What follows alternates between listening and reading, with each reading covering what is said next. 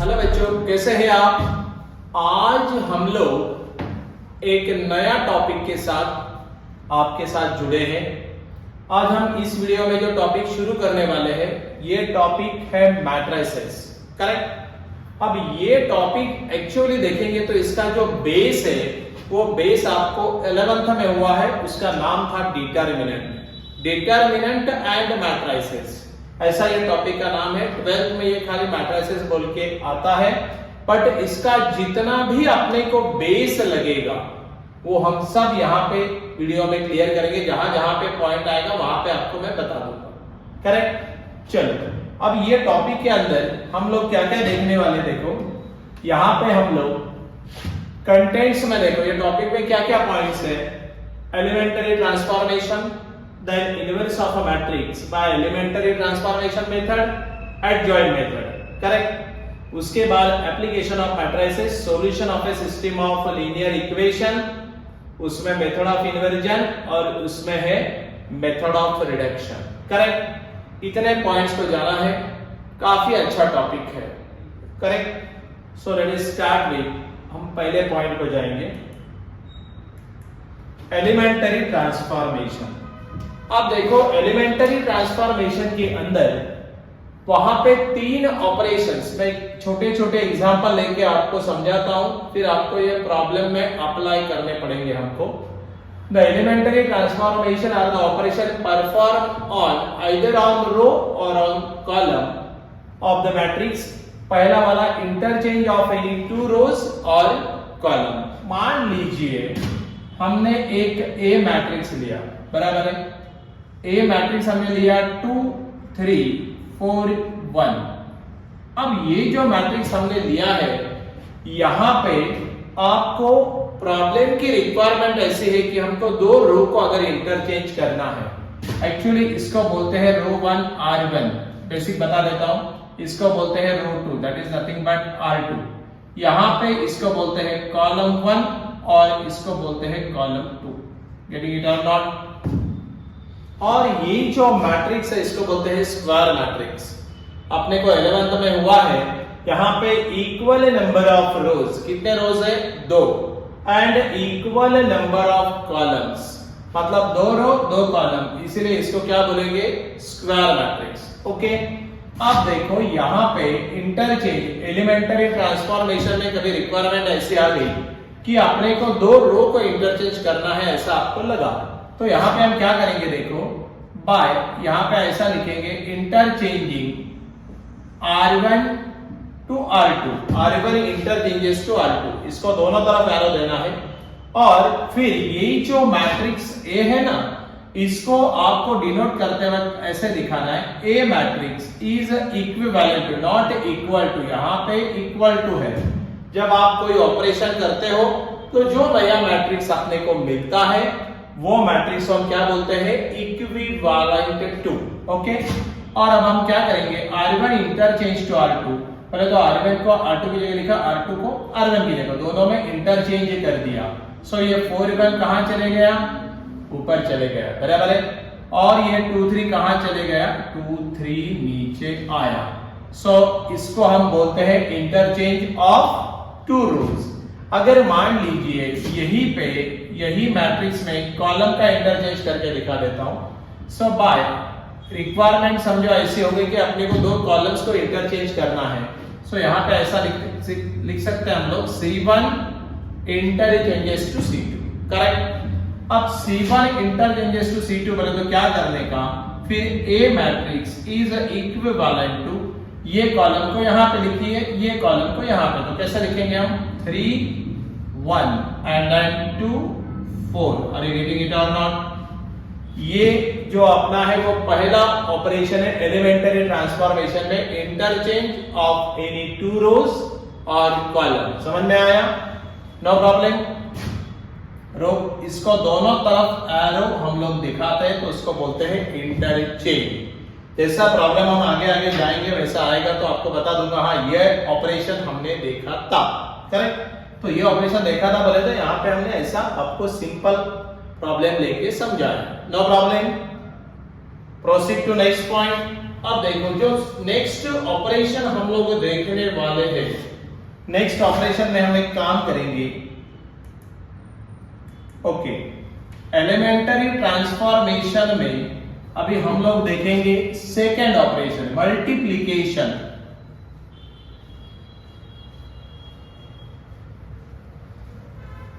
Multiplication of the element of a row और column by a non zero scalar. एक example लेते हैं, दोबारा एग्जांपल से समझाया तो ये जल्दी समझ में आएगा और ये सारे ऑपरेशंस हमको प्रॉब्लम में करने पड़ेंगे। देखो अभी यहाँ पे हमने लिखा लेट मैट्रिक्स, हमेशा ए ही लेना जरूरी नहीं, यहाँ पे बी मैट्रिक्स ले सकते हैं। यहाँ पे हमने मैट्रिक्स लिया 4 3 1 5, करेक्ट। और आपको ऐसे लगता है कि प्रॉब्लम की रिक्वायरमेंट ऐसी है, मान लो कि यहां पे आपको ये R2 को 2 से मल्टीप्लाई करना है, तो हम लोग इसको ऐसा लिखते हैं बाय ऑपरेशन। किसके ऊपर करेंगे हम लोग ऑपरेशन? R2 के ऊपर करेंगे। क्या करेंगे? रिक्वायरमेंट ऐसे कि भाई 2 से मल्टीप्लाई करना चाहते हैं आप R2 को, तो 2 मल्टीप्लाई बाय R2। बोले तो R2 रो को 2 से मल्टीप्लाई करो। 2 is nothing but your got scalar multiple. वहां पे जो मल्टीपल हम यूज करते हैं, मल्टीप्लिकेशन ऑफ मैट्रिक्स, तो यहाँ पे 2 से मल्टीप्लाई करो, तो ये मैट्रिक्स कैसे बनेगा? Then B matrix is equivalent to, याद रखना इक्विवेलेंट टू, ऑपरेशन R2 के ऊपर हो रहा है तो R1 कॉपी पेस्ट होगा, उसमें कोई फर्क नहीं पड़ेगा। और R2 को, ये जो अपना R2 है इसको 2 से मल्टीप्लाई करो, सो 2 1 जा 2, और यहाँ पे 2 5 जा, दोनों एलिमेंट को मल्टीप्लाई करना, इसको भी और इसको भी, 2 5 जा 10। सो ये जो मैट्रिक्स बनता है इसको बोलते हैं multiplication of the element of row और कॉलम। वैसे आप कॉलम से भी मल्टीप्लाई कर सकते हैं, ये हमने रो से मल्टीप्लाई करके दिखाया। अगर कॉलम से करना है, मान लीजिए C2 कॉलम जो है उसको आपको 3 से मल्टीप्लाई करना है, 3 इंटू C2। प्रॉब्लम की रिक्वायरमेंट है वो, ये कैसे लेना है वो प्रॉब्लम में आपको दिखा देंगे, एक प्रॉब्लम लेके एग्जांपल में।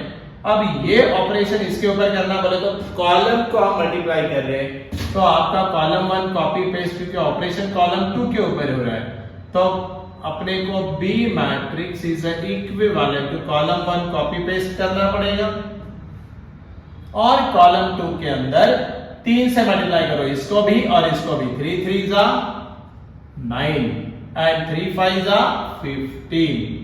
अब आपको समझ में आया, हम रो को भी मल्टीप्लाई कर सकते हैं, राइट, बाय एनी एलिमेंट जो भी आपको रिक्वायरमेंट है, या कॉलम को भी मल्टीप्लाई कर सकते हैं। ये वाला अपना सेकंड ट्रांसफॉर्मेशन हुआ, एलिमेंटरी ट्रांसफॉर्मेशन। एग्जांपल लेके इसलिए समझाया कि आपको उसमें प्रॉब्लम नहीं आना, correct. Shall we proceed to now next, sorry, तीसरा वाला जो ऑपरेशन हम लोग करने वाले हैं, एलिमेंटरी ट्रांसफॉर्मेशन। ये 3 ही ट्रांसफॉर्मेशन अपने को प्रॉब्लम में लगते हैं, उससे फिर हम लोग अप्लाई करके जो भी रिक्वायर्ड वैल्यूज है वो बनाते हैं, करेक्ट। अब देखो तीसरा वाला, multiplying the element of a row और column bye non zero scalar के and adding them to the corresponding element of any another row or column। कहने की बात ये हो गई, हम एग्जांपल लेंगे। अब यहाँ पे देखो, यहाँ पे है 1 5, यहाँ पे है 4 और यहाँ पे है समझो 3, और आपको मालूम है यहाँ पे कि ये जो 4 है ना, इसको आपको 0 करना है। क्या करना है? 0। प्रॉब्लम में ऐसे बोला है कि भाई इसको 0 अपने को करना पड़ेगा, वो बोलते हैं कि भाई अपर ट्रायंगुलर मैट्रिक्स में इसको कन्वर्ट करो। आगे जाने के बाद मैं बता दूंगा, पॉसिबल है तो। अपर ट्रायंगुलर मतलब अपने को टाइम में कितना परमिट होता है उसके ऊपर डिपेंड है। अब देखो ये वाला जो आपका रहता है डायगोनल, उसके नीचे का एलिमेंट अगर आप 0 करते हो, the element which are lying below the principal diagonal, ये एलिमेंट अगर 0 हुआ तो उसको बोलते हैं अपर ट्रायंगुलर मैट्रिक्स। 11 का कंसेप्ट है, थोड़ा बहुत आपको हिंट दिया। अब कहने का मतलब ये ऑपरेशन समझाना है, बट थोड़ा बैकग्राउंड समझाया। तो आपको इसको 0 करना है। अब इसको 0 करना है तो आप ये 1 का यूज करिए। फिर हम क्या करेंगे, हम ऑपरेशन लेंगे। किसके ऊपर लेंगे, R2 के ऊपर ऑपरेशन लेंगे, बराबर। क्या ऑपरेशन लेंगे हम लोग, R2 माइनस, आप इसको 4 से मल्टीप्लाई करो एंड मल्टीप्लाई बाय क्या करो, R1। अगर मैं ये ऑपरेशन करता हूं, R2 माइनस, इसको 4 से मल्टीप्लाई किया तो 4 1 जा 4, 4 माइनस 4, और इसको R2 से माइनस करो। मतलब हमने क्या किया, एक रो के ऊपर ऑपरेशन किया और उसको दूसरे में से क्या किया, सब्सट्रैक्ट किया। हम सब्सट्रैक्ट भी कर सकते हैं, ऐड भी कर सकते हैं। वैसे हम कॉलम के ऊपर भी ऑपरेशन कर सकते हैं, बट आपको रो से समझाया। अगर ये ऑपरेशन हम करते हैं तो ये जो मैट्रिक्स है वो क्या बनेगा, ए मैट्रिक्स इक्विवेलेंट। ध्यान देना, यहाँ पे जिसका आप एलिमेंट का नाम लिखते हो उसी के ऊपर ऑपरेशन होगा। कहने का मतलब ये हुआ कि आपका R1 कॉपी पेस्ट होगा, सही है। और जो R2 है, R2 माइनस 4 R1, समझने के लिए चाहिए तो आप यहाँ पे 4 लिख देना थोड़ी देर के लिए। 4 1 जा 4, मतलब आपका R2 कितना है, 4 माइनस R1 को मैंने 4 से, करस्पॉन्डिंग एलिमेंट को मैंने 4 से मल्टीप्लाई किया। 4 माइनस 4 क्या लिखो भाई, 0 लिखो। फिर देखो मैं 4 5 जा क्या करूं, 20। R2 कितना है, 3 माइनस 20, R2 माइनस 4 R1। समझ में आ रहा है क्या, बाजू में करके दिखाना पड़ेगा। देखो यहाँ पे मैं R2 कितना है अपना, ये ऑपरेशन हम करके दे रहे हैं। R2 कितना है अपना 3 माइनस 4, और करस्पॉन्डिंग R1 एलिमेंट कितना है 5। सो 3 माइनस 20 कितना आया, ये आया माइनस 70। तो यहाँ पर मैं कितना लिखूंगा, माइनस 70, सही। और अब जो ये मैट्रिक्स बना, ये कौन सा बना, that is nothing but upper triangular matrix. ये ऑपरेशन हमने किया R2 के ऊपर, सब्सट्रैक्ट किया इसको 4 से मल्टीप्लाई करने के बाद, और अपने को ये जो मैट्रिक्स बना वो कन्वर्ट हो गया, which is an upper triangular matrix. तो ये ऑपरेशन समझ में आया क्या, ऑपरेशन कैसे परफॉर्म करना है, यही यहाँ पे पहले पॉइंट में समझाया। ये पॉइंट में जो भी एलिमेंटरी ट्रांसफॉर्मेशन में हमने 3 ऑपरेशन देखे, वो जो ऑपरेशन से अपने को प्रॉब्लम में लगेंगे, गेटिंग इट। इसके ऊपर सेपरेट ऐसा कोई क्वेश्चन नहीं आता, बट ये आपको अप्लाई करना पड़ता है प्रॉब्लम में, getting it or not. Okay, so we will proceed to next point. ये समझ में आया, चलो अब देखो यहां पे नया नेक्स्ट पॉइंट जो आ रहा है। पहले हमने एलिमेंटरी ट्रांसफॉर्मेशन देखा, अब हम क्या कर रहे हैं,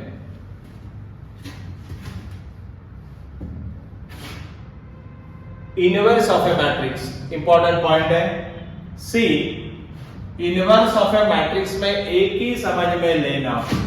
यहां पे वैसे उन्होंने दिया है AB is equal to BA is equal to I।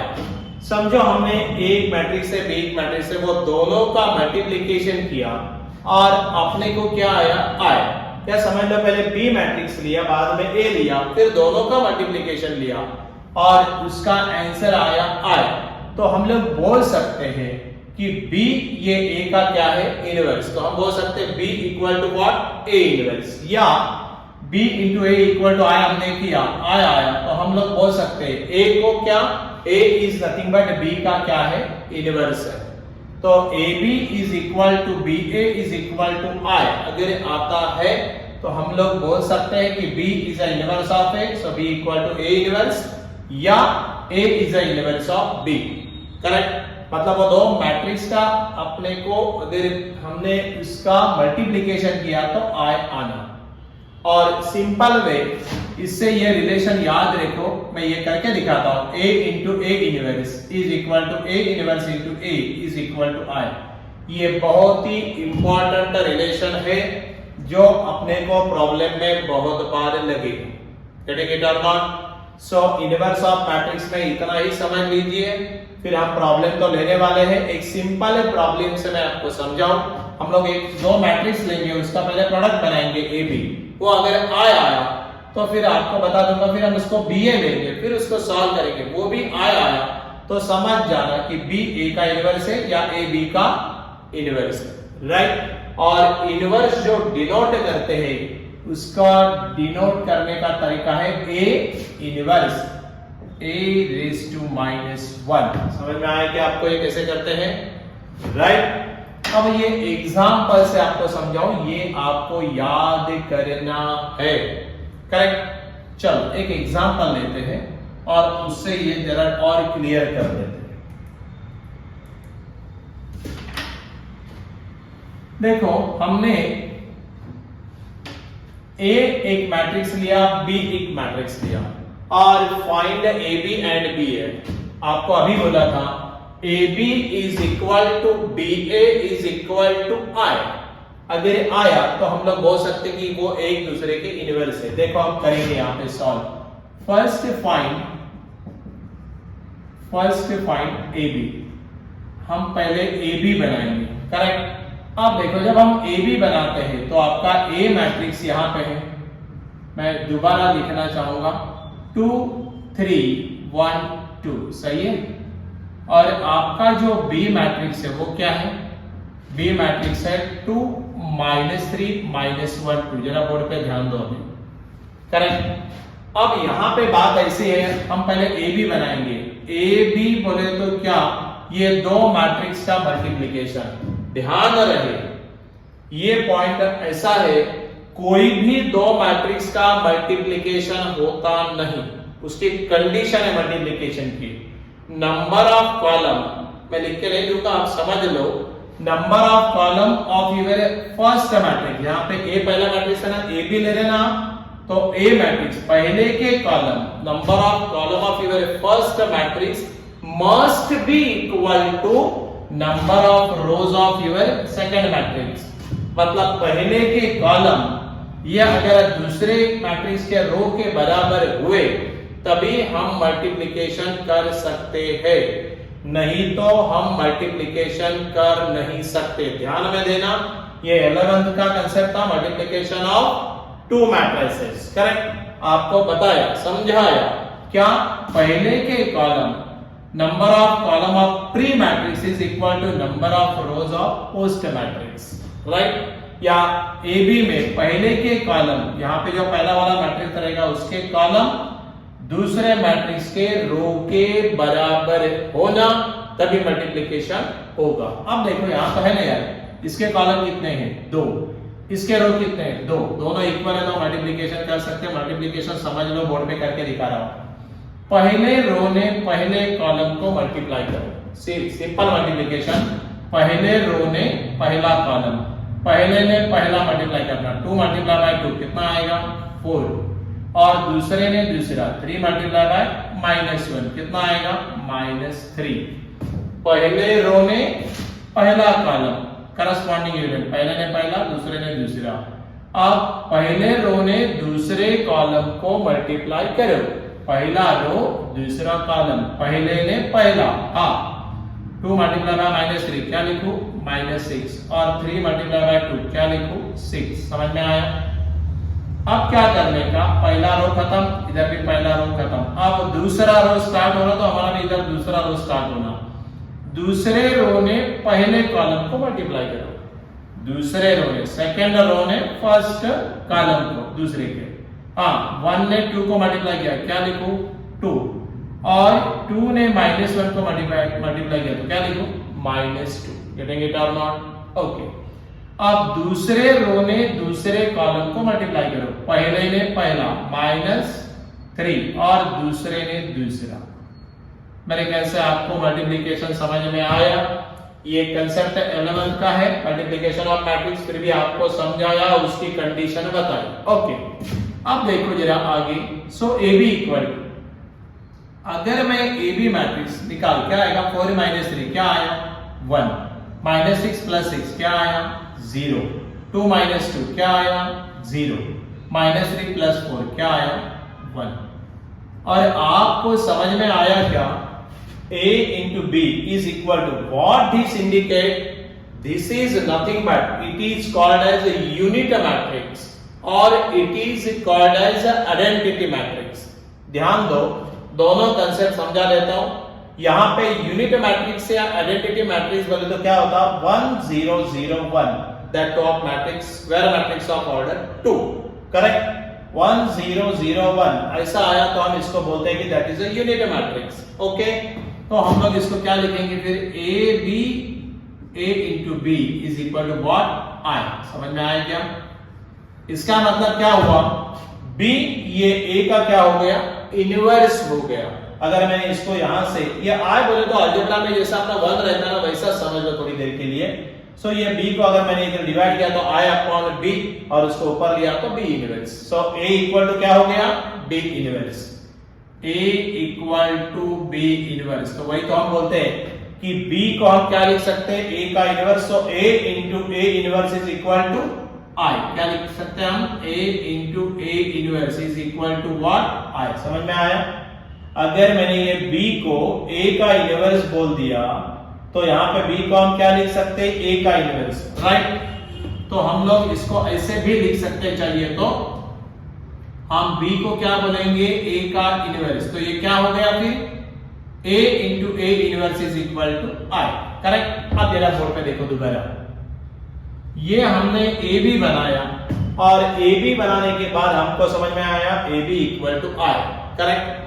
अब हम BA बनाएंगे। ध्यान में रखो, मैट्रिक्स में AB और BA ये मैट्रिक्स की दोनों की मल्टीप्लिकेशन हमेशा सेम आएगी, ये जरूरी नहीं है। वो डिपेंड अपॉन क्या मैट्रिक्स आपको प्रोवाइड किया है।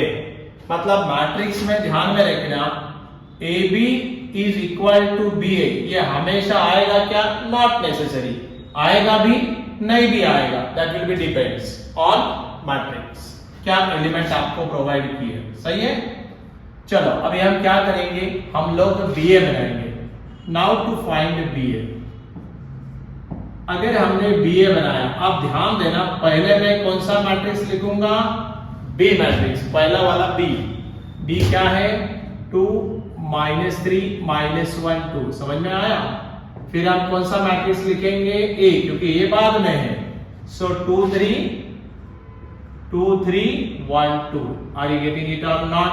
अब हम ये दोनों का मल्टीप्लिकेशन करेंगे, बट फिर दोबारा ध्यान देना, आपने चेक कर लेना कि condition of multiplication is satisfied और नॉट।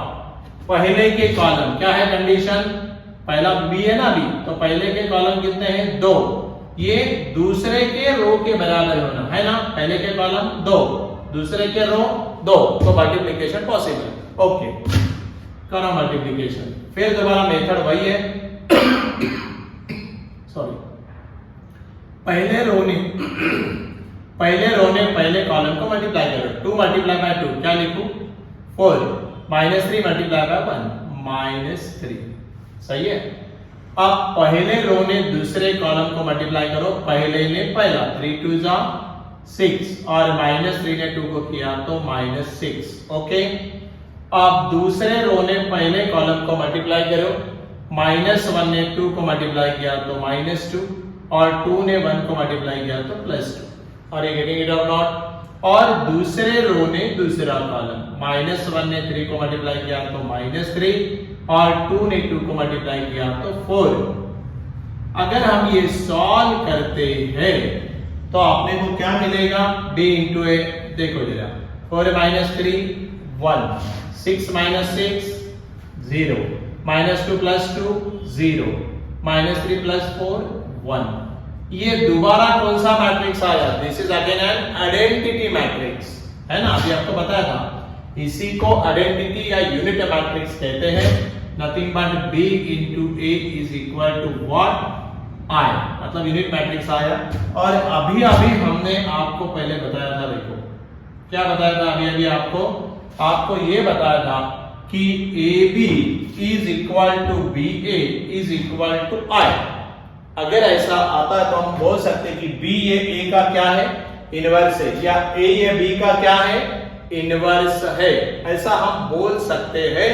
और इसीलिए हमने, देखो इसके पहले स्लाइड में हमने देखा था, देखो AB is equal to BA is equal to I। सो हम बोल सकते हैं कि A into A inverse is equal to A inverse into A is equal to what, I, where I is nothing but what, it is the unit matrix, right? Depending upon order, this is the unit matrix of order 2. अगर वो unit matrix of order 3 है तो आपको I हम कैसे denote करेंगे for matrix 3 का 1 0 0 0 1 0 0 0 1, ध्यान में रखना this is your I3 unit matrix of order 3, और ये वाला जो बना है वो क्या है I2, नो प्रॉब्लम।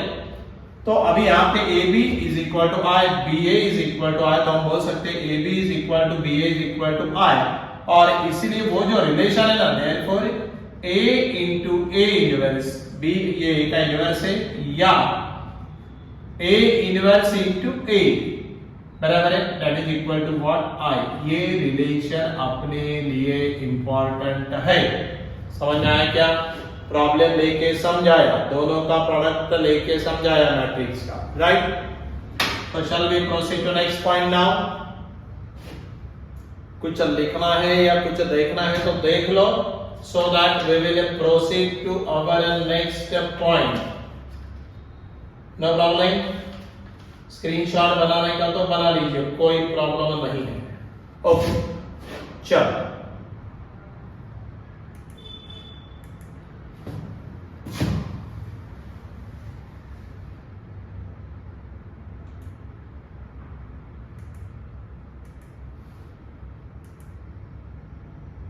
हाँ थोड़ा सा आपको एक बात समझाता हूं, पेपर में ना कभी कभी क्वेश्चन आता है 1 मार्क के लिए, वेरी शॉर्ट क्वेश्चन या वेरी शॉर्ट आंसर में ये क्वेश्चन आता सेक्शन ए में। समझो दूसरा जो क्वेश्चन रहता है, क्वेश्चन नंबर 1 तो एमसीक्यू और छोटा वाला, तो उसमें ऐसा एक आधी बार क्वेश्चन आया तो ये थीम समझा देता हूं तो आपको इसका फायदा होगा, राइट? देखो, a square matrix A has an inverse if and only if determinant A is not equal to 0। मतलब ये हुआ कि आप कोई भी मैट्रिक्स का इनवर्स नहीं बना सकते अगर उसकी डिटरमिनेंट की वैल्यू नॉट इक्वल टू 0 आई, मतलब वो क्या हो गया, that is a non singular matrix हुआ। क्या हो गया? Non singular matrix. यहां पे लिखा है नॉन सिंगुलर मैट्रिक्स मतलब value of determinant is not equal to 0, then हम लोग बोल सकते हैं कि उसी का इनवर्स निकलेगा, राइट? नथिंग बट उसको बोलते हैं इनवर्स निकल रहा है बोले तो that is invertible, right? Invertible मतलब उसका इनवर्स निकलने वाला है या निकल रहा है, कंडीशन सेटिस्फाइड है। ओके, हाँ ये वाली प्रॉपर्टी ध्यान रखना, A B inverse is equal to B inverse into A inverse. मतलब ए बी इनवर्स को हम लोग इसको एग्जैक्टली जब ओपन करते हैं इनवर्स से तो वो रिवर्स हो जाती है। ये वाला भी अपने को प्रॉपर्टी ध्यान में रखना पड़ेगा। और देखो यहाँ पे लिखा है matrix is said to be invertible, जो अभी आपको बताया कि इफ इट्स इनवर्स एग्जिस्ट, और इनवर्स कब एग्जिस्ट होता है? जब वो जो उसका डिटरमिनेंट का वैल्यू है that is not equal to 0 आता है। तो बराबर है। एक एग्जांपल लेके आपको ये बात समझा रहा हूं, पेपर में ऐसा पूछते हैं कि the given matrix is invertible और नॉट, तो आपको कैसे सॉल्व करना पड़ेगा? Find which of the following matrices is invertible. एक दो एग्जांपल लेके ये समझा रहा हूं तो आपको फायदा होगा। देखो पहले क्या कर देना, आपको पहले बोला इनवर्टेबल बोले तो क्या उसका इनवर्स निकालना है, बट इनवर्स निकल सकता है क्या नहीं ये आपको खाली बताना है। तो कैसे चेक करते हैं? आप पहले इसको क्या बोला मैंने, आप इसको डिटरमिनेंट के फॉर्म में ले लिया। डिटरमिनेंट तो ये रेक्टेंगुलर जो रहता है, matrix is always show by rectangular bracket या brace bracket, curl bracket, but हम लोग रेक्टेंगल से दिखाएंगे। अब इसका डिटरमिनेंट लिखना पड़ेगा तो वर्टिकल लाइन में लिखना 2 1 4 2, करेक्ट? अब जरा बोर्ड पे देखो, अगर हमने इसको सॉल्व किया, डिटरमिनेंट सॉल्व करना आपको आता है, फिर भी बता देता हूं, पहले प्रिंसिपल डायगोनल ये होता है, प्रिंसिपल डायगोनल ये होता है, नॉन प्रिंसिपल डायगोनल, करेक्ट? पहले प्रिंसिपल डायगोनल में मल्टीप्लाई करो, 2 मल्टीप्लाई बाय 2 कितना होता 4। इधर से इधर जाएंगे नॉन प्रिंसिपल डायगोनल को तो फार्मूला का माइनस दे दो पहले, तो मतलब बाद में प्रॉब्लम नहीं आएगा। एंड 4 1 जा, अरे तो यहाँ पे आपका ये क्या आया, आपका डिटरमिनेंट 0 आया। और डिटरमिनेंट अगर 0 आता है तो इसका मतलब क्या हुआ, इसका इनवर्स निकलेगा नहीं। कंडीशन क्या है, if this determinant is not equal to 0, ये 0 नहीं आना, तब हम बोल सकते हैं कि that is nothing but it is invertible. आप यहां पे नीचे बस इतना ही लिखना था, सिंस A is, ये डिटरमिनेंट इक्वल टू क्या है 0, therefore it is which matrix, it is a singular matrix। ध्यान दो, it is a singular matrix। Singular matrix का मतलब ये हुआ कि अगर वो डिटरमिनेंट की वैल्यू 0 आती है तो उसको बोलते हैं सिंगुलर मैट्रिक्स, और अगर वो सिंगुलर मैट्रिक्स हुआ तो उसका इनवर्स निकलता नहीं। therefore ये जो मैट्रिक्स है वो क्या है, therefore it is not invertible। ये इन्वर्टेबल है क्या, ये इन्वर्टेबल नहीं है, इट इज नॉट इन्वर्टेबल। समझ में आया, डिटरमिनेंट की वैल्यू 0 आई तो नॉट इन्वर्टेबल बोलने का है, करेक्ट।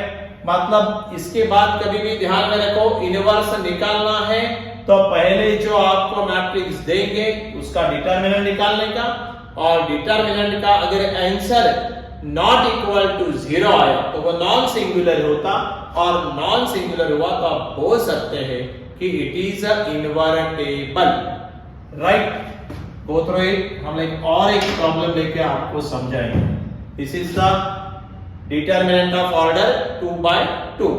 ओके, देखो हमने और एक एग्जांपल लिया है कि भाई इन्वर्टेबल, ये छोटा सा एक मार्क का क्वेश्चन में निकल जाता है, एमसीक्यू में भी ये क्वेश्चन आ सकते हैं। सो भाई गिवन मैट्रिक्स इन्वर्टेबल है, नॉन इन्वर्टेबल है, क्या है वो बताइए। सो आपको उसको ऐसे सॉल्व करना पड़ेगा, राइट। अब जरा बोर्ड पे ध्यान दो, ये वाला एक और एग्जांपल लेके आपको समझा रहे हैं, अलग अलग एग्जांपल लेके समझाए तो आपका बेस क्लियर हो जाएगा। ये जो मैट्रिक्स है इन्वर्टेबल है क्या नहीं चेक करने का है। पहले क्या करने का आपको बोला था, पहले हम इसका कौन सा फॉर्म लेंगे, डिटरमिनेंट फॉर्म लेंगे। डिटरमिनेंट फॉर्म बोले तो क्या करने का, cos theta sin theta minus sin theta cos theta, getting it or not. इसको डिटरमिनेंट के फॉर्म में लिखने के बाद अब हम क्या करेंगे, इसको एक्सपांड करो, ओपन करो, cos थीटा, पहले प्रिंसिपल डायगोनल, cos थीटा ने cos थीटा को मल्टीप्लाई किया, क्या लिखो cos स्क्वायर थीटा, इधर से इधर जाएंगे तो फार्मूला का माइनस, और माइनस sin थीटा ने sin थीटा को मल्टीप्लाई किया तो minus sin square theta, formula का माइनस वाला ले माइनस sin स्क्वायर थीटा। अब ये निकल रहा, अब देखो बात ऐसी है, cos square theta minus minus become plus sin square theta, और फंडामेंटल आइडेंटिटी क्या, sin square theta plus cos square theta क्या होगा 1। और देख आप बोल सकते हैं कि ये जो b है इसकी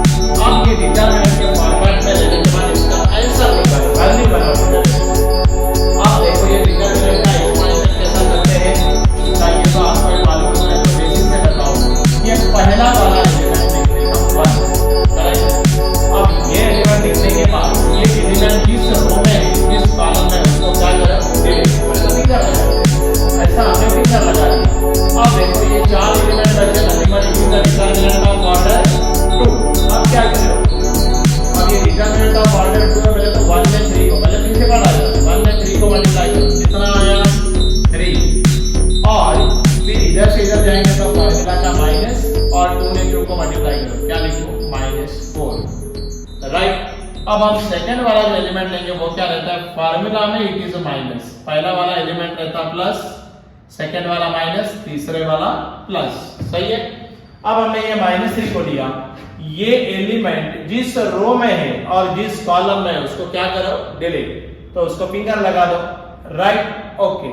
अब क्या बचा, 3 2 1 3, डिटरमिनेंट ऑफ ऑर्डर 2 बचा। पहले प्रिंसिपल डायगोनल ले लो, 3 ने 3 को मल्टीप्लाई करना है, क्या लिखूं, 9, फार्मूला का माइनस पहले दिया, 1 ने 2 को मल्टीप्लाई किया, क्या लिखूं, -2, नो प्रॉब्लम। आगे चलेंगे, अब हम ये आखिरी वाला एलिमेंट क्या होता, +2, ध्यान रहे। और फिर ये जो एलिमेंट है ये जिस रो में है और जिस कॉलम में है उसको क्या करो, डिलीट। फिर हमने यहाँ पे फिर फिंगर लगाया, बराबर। फिर दोबारा क्या मिले, 4 एलिमेंट मिले, nothing but determinant of order 2। पहले प्रिंसिपल डायगोनल 3 2 जा 6 माइनस 1 ने 1 को मल्टीप्लाई किया तो -1। ये एक्सपांशन की प्रैक्टिस करो, दोबारा रिवर्स करके देखो कि ये कैसे बनाया, बट आपको ये फटाफट बनाना आना चाहिए। एक्चुअली 11 में इसका बहुत ज्यादा प्रैक्टिस हुआ है। अब देखो ये बाहर बने 3 - 4 कितना हुआ, -1, ये -3, 9 - 2 कितना हुआ, 7, और ये 2 6 - 1 कितना हुआ, 5। अब देखो determinant that is c is equal to 1 ने -1 को मल्टीप्लाई किया तो -1, 7 3 जा -21, 5 2 जा 10। तो ये क्या हो गया, जरा देखो तो, यहां पे ये हो गया -21 -1 -22, और ये क्या आया, +10, कितना आया फिर ये, -22 + 10 कितना लिखो, -12 आया नहीं है, राइट। और ये -12 है तो which is not equal to what, 0। समझ में आ रहा है क्या, which is not equal to 0 है, इसका मतलब ये कौन सा मैट्रिक्स हो गया, therefore it is non singular matrix. Value आ गई ना डिटरमिनेंट की, तो क्या लिख सकते हैं, therefore it is non singular matrix. और अगर वो नॉन सिंगुलर मैट्रिक्स है तो हम लोग बोल सकते हैं, क्या बोल सकते हैं, देयरफॉर इट इज इनवर्टेबल।